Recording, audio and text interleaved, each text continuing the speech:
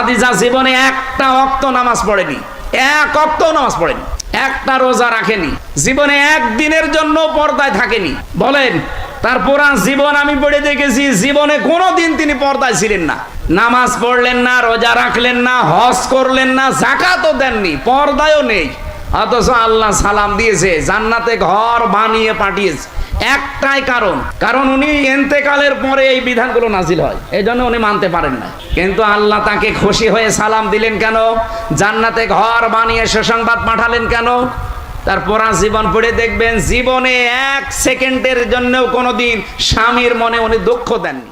হাজেহি খাদিজা, এই যে খাদিজা, এই যে খাদিজা আতাত, এই যে আসছে, এই যে খাদিজা আসছে, মাহা এনাউন, তার সাথে আছে একটা পাত্র, ফিহে এদামুন তম, তাতে আছে তরকারি, তাতে আছে খাদ্য, তাতে আছে তরকারি, তাতে আছে খাদ্য।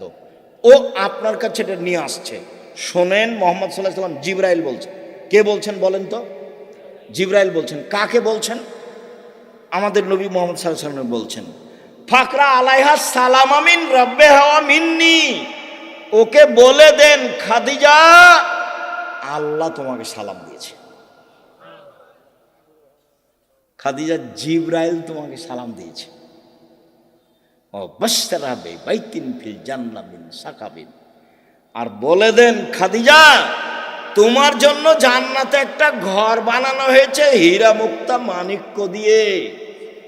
লা সাখাবা ফিহে ওয়ালা নাসাবা, সেখানে নেই কোনো হইচই, নেই কোনো কষ্ট ক্লেশ ক্লান্তি, সেখানে নেই কোনো হইচই হই হুল্লাড়, সেখানে নেই কোনো কষ্ট ক্লেশ দুঃখ দুর্দশা, কিছু নেই। বলে দেন তিনটা কথা। এক, খাদিজা আল্লাহ তোমাকে সালাম দিয়েছে। দুই, খাদিজা জিবরাইল তোমাকে সালাম দিয়েছে। তিন, খাদিজা তোমার জন্য একটা জান্নাতে ঘর বানানো হয়েছে, জিবরাইল বলেন আমাকে। দেখলেন, খাদিজা একজন মহিলা মানুষ কি করেছেন, কি করেন এমন, খাদিজা কি করেন এমন? আব্দুর রাজ্জাক সাহেব, সেই তো আমরা তো বুঝতে পারছি না কি করেন এমন। তাহলে দেখি আরো দুইটা কথা বলি আপনার সাথে, দেখি কিছু ধরা পড়ে নাকি। ইব্রাহিম আলাইহিস সালাম তার স্ত্রী সারাকে নিয়ে এক এলাকা পার হচ্ছিলেন। ইব্রাহিম সালামের স্ত্রী পৃথিবীর ইতিহাসে সবচেয়ে সুন্দরী মহিলা সারা, এ কথা মুহাম্মদ সাল্লাল্লাহু আলাইহি সাল্লাম বলেন। তো ইব্রাহিমকে বলা হলো যে আপনার স্ত্রীকে স্বৈরাচার সরকার ডেকে পাঠিয়েছে। তো ইব্রাহিম আলাইহিস সালাম চেষ্টা করলেন, কিন্তু রক্ষা হলো না। পৃথিবীর দ্বিতীয় মহামানব ইব্রাহিম আলাইহিস সালাম শেষ পর্যন্ত বললেন, যাও, স্বৈরাচারী সরকার তোমাকে ডেকে পাঠিয়েছে, যাও। তো ভিতরে ঢুকতেই ওই স্বৈরাচারী সরকার দাঁড়িয়েছে, হাত বাড়িয়েছে, গায়ে হাত লাগাবে সেই জন্য। তখন সারা বলছেন, এই থামো, আগে অজু হবে, এক। দুই রাকাত সালাত হবে, তারপরে কোনো কথা। অজু করে 2 রাকাত সালাত আদায় করে বলছে, আল্লাহুম্মা, হে আল্লাহ, ইন কুনতু আমানতু বিকা ওয়া বিরাসূলিকা, আমি সারা যদি তোমাকে মেনে নিয়ে থাকি যে তুমি আল্লাহ, আমি সারা যদি তোমার নবী ইব্রাহিমকে নবী বলে মেনে নিয়ে থাকি, যে ইব্রাহিম নবী আমি মেনে নিলাম। 3, আমার জিন্দেগিতে যদি আমি আমার লজ্জা স্থানকে আমার স্বামী ছাড়া কাউকে ব্যবহার করতে না দিয়ে থাকি, এই কথা 3টা যদি আমার সত্য হয়ে থাকে, নির্জনে এই স্বৈরাচারী শাসক যেন আমার গায়ে হাত লাগাতে না পারে। কথা শেষই হয়নি, উল্টে পড়ে গেছে। দেখলেন না ইমানের দাবি কেমন? পারবেন? হাটে বাজারে হ্যাঁ করে হাঁটছেন না, ঘুরে বেড়াচ্ছেন, কি দিয়ে হবে? বাড়িতে যাবেন, টিভি চলছে, স্বামী তো কেমন আপনি ভালো জানেন। আপনার স্বামীকে আমি খাটো করে কষ্ট আপনাকে দিতে চাই না, তবে আপনার স্বামী কাপুরুষ আমার কাছে ধরা পড়ে, এটা ঠিক।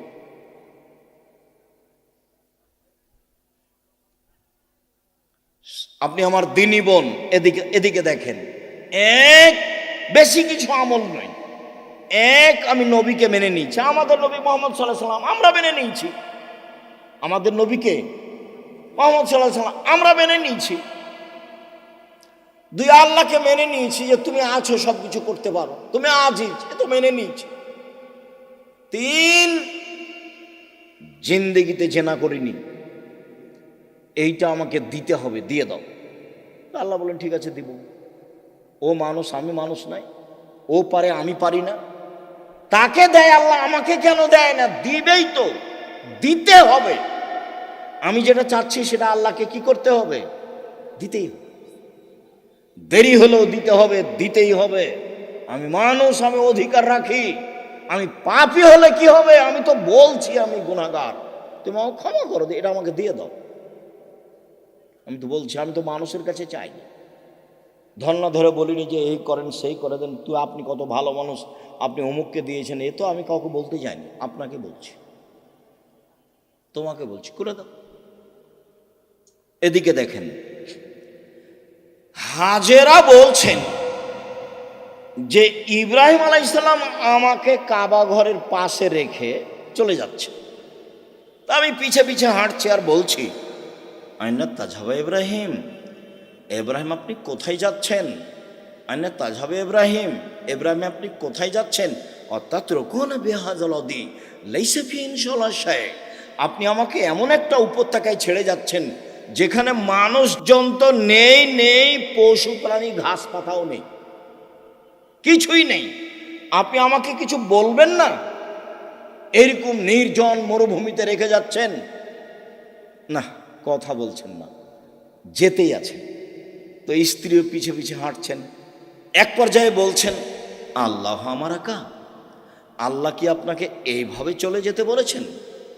আপনি আমাকে কিছু না বলেই যাবেন? আর আপনি আমাকে তো বলবেন যে হাজেরা থাকো, কোনো সমস্যা নেই, 2 বছর 5 বছর পরে আসবো, দেখা হবে, কিছু তো সান্ত্বনামূলক বলবেন, কিছু না বলে চলে যাচ্ছেন। আল্লাহ কি আপনাকে চলে যেতে বলেছেন? তখন ইব্রাহিম সাল্লাল্লাহু বলছেন, নাম, হ্যাঁ চলে যেতে বলেছেন।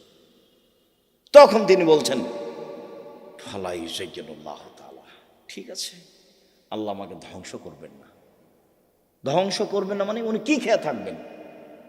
আরে কয়েকশো কিলোমিটারের মধ্যে কোনো মানুষ নেই, দোকানপাট নেই, গাছপালা নেই, ঘাস পাতা নেই, কোনো কিছু নেই, তার আল্লাহর উপরে কত ভরসা। বলছে ঠিক আছে, তাহলে আল্লাহ আমাকে ধ্বংস করবেন না। তো ঘুরে এসে বাচ্চা দেখছেন, কি যে অবস্থা ছেলের, ব্যাগে যা পানি ছিল তা তো শেষ হয়েছে। কি যে হয়, সাফা পাহাড়ে উঠলেন, কোথাও পানির পথ নেই, দৌড়িয়ে নেমে মারোয়াতে গেলেন, কোনো পথ নেই। আবার বাচ্চা দেখতে আসলেন, 1 বার 2 বার 3 বার 4 বার 5 বার 6 বার 7 বার। এবার বাচ্চার দিকে আসছেন, ভাবছেন বাচ্চা মনে হয় মারাই যাবে, বুখারীর হাদিসে এভাবে এসেছে। হঠাৎ বলছে, কি চান? কে? আমার পানির প্রয়োজন। ঠিক আছে, পানির প্রয়োজন বলতেই জিবরাইল বাচ্চার পাশে, জিবরাইল নিজের পা দিয়ে আঘাত করলেন। বাচ্চার পায়ে আঘাত হয়েছে কথা মিথ্যে, বাচ্চার পায়ে জমজম চালু হয়েছে কথা মিথ্যে। জিবরাইল নিজে পায়ের আঘাত করতে পানি একবারে জোরে ফুটে বের হতে লাগলো। তখন হাজেরা পানিগুলি থামাতে লাগলেন, জম জম মানে থামো, উনি বাঁধ দিয়ে পানিগুলো থামাচ্ছেন। আল্লাহ রাসূল বলছেন, যদি হাজেরা পানি না থামাতেন তাহলে জমজমের পানি সারা পৃথিবীতে ছড়িয়ে পড়ত। এভাবে রাসূল সাল্লাল্লাহু আলাইহি ওয়াসাল্লাম বলছেন। আপনি মহিলা মানুষ, নিরাশা হন কেন? আব্দুর রাজ্জাক সাহেব শোনেন, অনেক কথা ছিল আপনার সাথে, তো আপনার সাথে তো কথা বলতে পারি না, তো একটা কথা, সব সময় আপনার কথার মাঝে একটা কথা ফুটে ওঠে যে মহিলারা জান্নাতে যাবেই। 1 5 ওয়াক্ত সালাত, 2 রমজান মাসে সিয়াম রোজা, 3 স্বামীকে মেনে চলা, 4 জেনায় লিপ্ত না হওয়া, তো আমাদের তো এরকম ঘটে গেছে, এখন কি উপায়? চিন্তা করবেন না, চিন্তার কিছু নেই। বুখারী মুসলিমের হাদিস থেকে আপনাকে পরামর্শ দিয়ে আলোচনা শেষ করব ইনশাআল্লাহ। এক, আপনি আজ থেকে বন্ধ করেন, কোনো ছেলে যদি আপনার সাথে কথা বলতে চায় তাহলে আপনি বলবেন ইন্নী আখাফুল্লাহ, আমি আল্লাহকে ভয় করি। তোমরাকে বলছি, মোবাইলে কোনোদিন আর মেয়ের সাথে কথা বলবা না, বলবো যে আল্লাহকে ভয় করি। খালি যদি আল্লাহকে ভয় করি এই কথা বলো তো পরকাল তো টিকবেই। পৃথিবীর কোনো বিপদ তোমার সামনে এসে তোমাকে ধ্বংস করতে পারবে না। এক। দুই, জেনা বন্ধ, আজ থেকে বন্ধ। তুমি যদি এই সিদ্ধান্ত নিতে পারো জেনা বন্ধ, যে কোনো বিপদ থেকে বেঁচে যাওয়া। প্রমাণ দিতে পারবা? ওই যে বুখারী মুসলিম, ওই যে ঘটনা, তিনজন রাস্তায় হাঁটছিল, বৃষ্টি আসলো, গর্তে ঢুকে গেল, ওপর থেকে পাথর এসে মুখটা আটকা পড়ে গেল। একজন বলল যে বাপ মাকে ভালোবাসি, পাথর সরিয়ে দেন। তা আল্লাহ বললেন দিলাম। একজন বলল যে একটা লোককে কাজে নিয়েছিলাম, অর্ধেক দিন কাজ করে চলে গেল, টাকা দিতে চাইলাম, নিল না। আমি ওর টাকা বাড়াতে অনেক গরু ছাগল করে দিলাম। একদিন এসে বলছে আমাকে টাকা দেন। আমি বললাম গরু ছাগল নিয়ে যাও। আমাকে বলছে মজাক করবেন না। মজাক করিনি, তুমি সবই নিয়ে যাও। সবই নিয়ে গেছে। তো এই কাজটা যদি ভালো করে থাকি পাথর সরিয়ে দাও, দিলাম।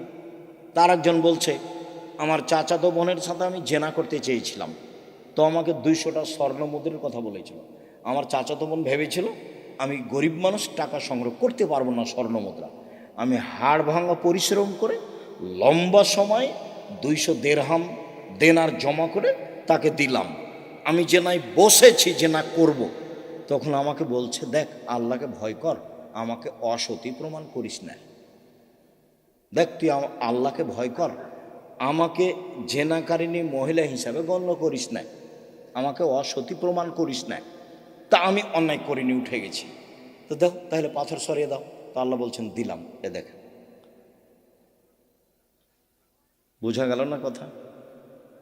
আর এদিকে আল্লাহ বলছেন অনাহান নাফসা আনিল হাওয়া ফাইনাল জান্নাত হিয়াল মাওয়া। কেউ যদি নিজেকে অশ্লীল কাজ থেকে ঠেকাতে পারে, আমি আল্লাহ তাকে জান্নাতুল মাওয়া দিলাম। আপনি রাতের লম্বা আলোচনা আছে, বক্তব্য রেকর্ডিংয়ে আছে, সেখান থেকে নেবেন।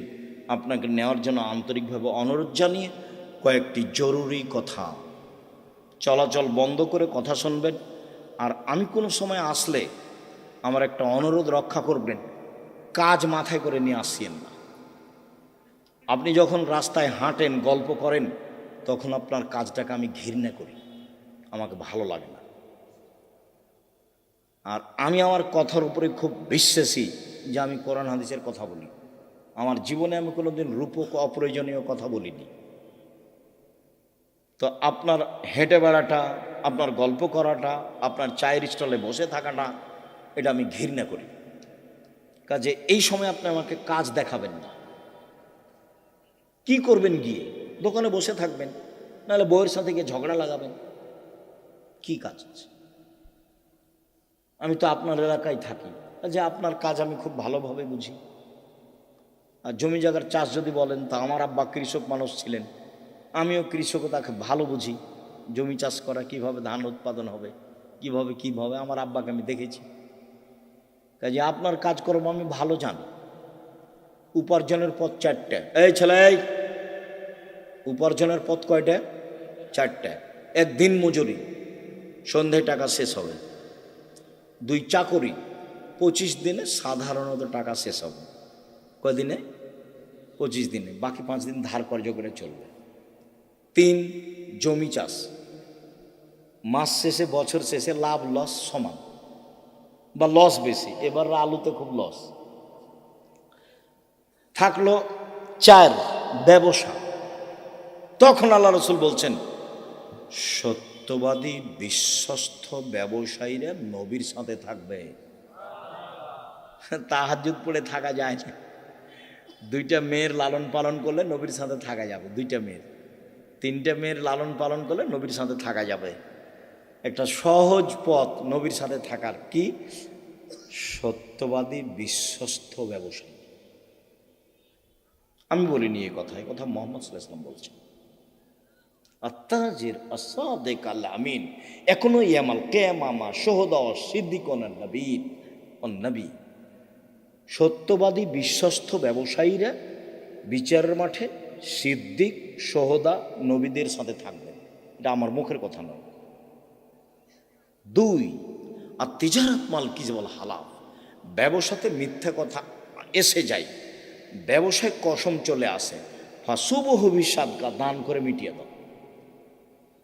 তো দিন মজুরি করলে তো দান করতে পারবেন না, ও তো সন্ধ্যায় টাকা শেষ হয়েছে। চাকরি করলে তো 25 দিনে গেছে, কয়েকদিন ধার কর্য করে গেছে। আর জমি চাষ করলে তো লাভ লস সবাই বুঝে। তাহলে কিছু করতে হলে কি করতে হবে? ব্যবসা, রিস্ক নিয়ে ব্যবসা করতে হবে, পিছু হটার কোনো সুযোগ নেই। আব্দুর রাজ্জাক সাহেব, আমি করেছিলাম 10 লাখ টাকা লস, চিন্তা করবেন না, পিছু হটার সুযোগ নেই, ব্যবসাই করতে হবে। তবে যে ব্যবসা ধরে আছেন সেটাকে সহজে বাদ দিয়ে আরেকটা করতে যাবেন না, ওটা আল্লাহ রাসূল না করেছে। হ্যাঁ, এইটার চেয়ে একটা ভালো ব্যবসা আপনি বুঝতে পারছেন আপনার বিদ্যা বুদ্ধি দিয়ে, তখন ওটা শুরু করবেন। একটা টোটালেই ছেড়ে দিয়ে আরেকটা যাবেন না, নাহলে মায়ের খাওয়ার সম্ভাবনা আছে। তাহলে রুজি উপার্জনের সবচেয়ে উত্তম পথ কোনটা? ব্যবসা। আমি চকলেট দিয়ে ব্যবসা করতে বলিনি, আমি বলেছি সবচেয়ে কম পয়সার ব্যবসা কি? চকলেট। আমি বলিনি যে চকলেটেরই ব্যবসা করতে হবে। আমি বলেছি শ্বশুরের কাছে যৌতুক নিও না, চকলেটের ব্যবসা করো। তা আমি কি চকলেটেরই ব্যবসা করতে বলেছি, না লোন লাগবে না কিদের ব্যবসা কিসের করতে হবে? কম টাকার, তাহলে লোন নেওয়া লাগবে না। কলার ব্যবসা করতে বলেছি, লোন নেওয়া লাগবে না। আর কলকাতায় হিরোইন কিনে ঢাকায় বিক্রি করতে নিষেধ করেছি, শ্বশুরের কাছে টাকা নিতে নিষেধ করেছি, খুব শক্তভাবে নিষেধ করেছি। এবং এ কথা বলেছি, ভিক্ষা করা টাকা দিয়ে চাউল কিনে ভাত খেয়ে ইবাদত কবুল হবে, শ্বশুরের কাছে যৌতুক নিয়ে সে টাকা দিয়ে চাউল কিনে ভাত খেয়ে ইবাদত কবুল হবে না। শ্বশুরের কাছে টাকা নেওয়া জুলুম, ওটার নাম কি? যৌতুক। সন্ধ্যা হতে হতে টাকা ফেরত দিতেই হবে যে কোনো মূল্যে। নিজে উপার্জন করে খেতে শিখো, দিন মজুরি করে খাও, সহজ পথ। ব্যবসা করো ছোট, সহজ পথ। শুক্রিয়া, জাযাকুমুল্লাহ খায়র। সম্মানিত দিনী ভাই বোন, আপনাদের সাথে জরুরি কথা, কোনোদিন আসলে এই থামো, ছেলে থামো, সবাই উপস্থিত হওয়ার চেষ্টা করবেন, ভাই বোন সবাই। এক, জরুরি কথা, আল ইতেসাম পত্রিকা সহ অন্যান্য বইগুলি নিয়ে যাবেন। যে আলোচনা করছিলাম সে আলোচনা উপদেশ বইয়ে আছে আর আদর্শ নারীতে আছে। জরুরি কথা, সামনে মাসে 6-7 সম্মেলন, সবাই আসবেন, দেশ বিদেশের আলেম ওলামা আছে। 6-7 নভেম্বর সম্মেলন। আর জামিয়া সালাফে ভর্তির তারিখ হলো 1 জানুয়ারি। ডিসেম্বরে ফরম, 1 জানুয়ারি ভর্তি। সকলের কল্যাণ কামনা করে সকলকে পত্রিকা বই পুস্তক নেওয়ার জন্য আন্তরিকভাবে অনুরোধ জানিয়ে, বই পুস্তক পত্রিকা আছে কোথায়? ও স্টেজে আছে, আমার হাতের ডান দিকে আছে। খালি কেউ যাবেন না, আপনি পড়বেন না, হলে আপনার ভাই বোন আত্মীয় স্বজন কেউ পড়বে। পত্রিকা বই পুস্তক নিয়ে যাবেন। আজকের আলোচনা আছে উপদেশ বই এবং আদর্শ নারীতে। খন্দকের যুদ্ধে রাসূল সাল্লাল্লাহু আলাইহি ওয়াসাল্লাম সালাত কাজা করেছিলেন কেন? এইটার দুটা কথা আছে। তার প্রথম কথা হলে যে সালাতের বিষয়টি তখনও সেভাবে তাকে অবগত করানো হয়নি। আর আরেকটা কথা আছে, আর সূর্যকে আবার ফেরত দেওয়া হয়েছিল নির্ধারিত সময়ে সালাত আদায়ের জন্য। কাজে তুমি যেটা বুঝেছ সেটা ভুল হয়েছে। আল্লাহকে মানুষ কখন সরাসরি নিজ চোখে দেখতে পাবে? জান্নাতে। শফিকুল নামের এক যুবক, আগামীকাল তার অপারেশন, তার জন্য দোয়া। আজবিল বাস রব্বানা সাসপেন তাসাফিল আসিফ আসিফ। কিছু ইসলামী দলের নেতারা পূজা মণ্ডপে পরিদর্শন করেন। পূজা মণ্ডপে যাওয়া হারাম, শিরক। আমাদের এই মোল্লাপাড়ায় নতুন ঈদগাহ ময়দান হয়েছে, যেখানে প্রথম জামাতে নামাজি পড়ে হাত তুলে দোয়া করা হয়নি। ঈদের নামাজের পরে হাত তুলে দোয়ার বিধান কি? ঈদের নামাজের পরে হাত তুলে দোয়া করার বিধান বিদাত। হ্যাঁ, হাত তুলে দোয়া করা তো ব্যক্তিগত ব্যাপার। এই যে দোয়ার বই আছে, নিয়ে যান, পড়েন। 16টা স্থান উল্লেখ করা আছে আর 32টা হাদিস দেওয়া আছে হাত তুলে দোয়া করার। হিন্দুর মন্দিরে গিয়েছে,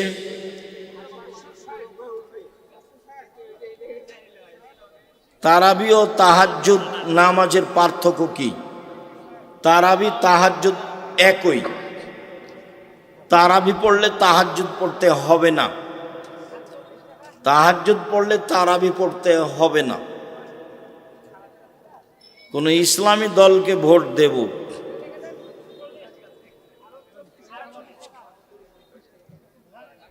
টাই পরা যাবে কি না পরাই উত্তম? কি? বিকৃত যৌনাচারে আসক্ত হলে ওই থেকে ফেরার উপায় কি? রাতে উঠে কান্নাকাটি করতে হবে, তাসবিহ তাহলিল করতে হবে, কোরআন তেলাওয়াত করতে হবে। বেতের সালাতে দোয়া কোনো পড়া কি বাধ্যতামূলক? মাঝে মধ্যে 2-1 দিন পড়বেন। আমরা রমজান মাসে 2-1 দিন পড়ি। দোয়ায় কোনো এভাবে পড়তে হবে না। আল্লাহ রাসূল দোয়ায় কোনো পড়েছেন বেতরে তা প্রমাণ হয় না, তবে হাদিসে এসেছে সাহাবীগণ পড়তেন। মাঝে মধ্যে দোয়ায় কোনো পড়বেন, বেতের পড়তেই হবে। দোয়ায় কোনো পড়তে পারেন মাঝে মধ্যে, দোয়ায় কোনো বেতের পড়লেই দোয়ায় কোনো পড়তে হবে কথা ঠিক নয়। কেউ যদি কোনো দিন দোয়ায় কোনো পড়তে চায় তাহলে বেতের সলাতে রুকুর আগে বা পরে পড়বে। কেউ যদি কোনো দিন দোয়ায় কোনো পড়তে চায় তাহলে বেতের সলাতে রুকুর আগে বা পরে পড়বে। কেউ যদি কোনো দিন দোয়ায় কোনো পড়তে চায় তাহলে বেতের সলাতে রুকুর আগে বা পরে পড়বে। বেতের পড়লেই দোয়ায় কোনো পড়তে হবে এই কথা ঠিক নয়। শুকরিয়া, জাযাকুমুল্লাহ খায়র। সবাইকে আল ইতিসাম পত্রিকা বই পুস্তক নেওয়ার আন্তরিকভাবে অনুরোধ জানিয়ে, আর নভেম্বরের 6-7 দেশ বিদেশের বড় বড় আলেম ওলামা আসবে। আর জামিয়া সালাফিয়া আপনাদের নিজের প্রতিষ্ঠান, আপনাদের এলাকায়। কাজে কষ্ট হলে সবাই গিয়ে সম্মেলনটা সফল করার চেষ্টা করবেন। আমিও খুশি হব, ইনশাল্লাহ ভালো লাগবে। জাযাকুমুল্লাহ খায়র। আপনাদের সার্বিক কল্যাণ কামনা করে, আমার দিনী বোনদের সার্বিক কল্যাণ কামনা করে, প্রয়োজনীয় জিনিস আল্লাহর কাছে চাওয়ার আন্তরিক জোরালো দাবি জানিয়ে আপাতত আজকের মতো কথা এখানে শেষ করছি। আল্লাহ আমাদের যারা মারা গেছে তুমি তাদের কবরের শাস্তি মাফ করো। আমরা যারা অসুস্থ বাড়িতে হাসপাতালে তুমি তাদের আরোগ্য দান করো। আমরা যারা বেঁচে আছি তুমি তাদেরকে তোমার রাসূলের পদ্ধতি অনুযায়ী চলার তৌফিক দান করো। রাতে উঠে তোমাকে কিছু বলার মতো সুযোগ করে দাও। তোমার দরবারে এই জোরালো দাবি দেওয়া দোয়া রেখে আজকের আলোচনা এখানেই শেষ করলাম। সুবহানাকা আল্লাহুম্মা ওয়া বিহামদিকা আশহাদু আল্লা ইলাহা ইল্লা আনতা আস্তাগফিরুকা ওয়া আতুবু ইলাইক। আসসালামু আলাইকুম।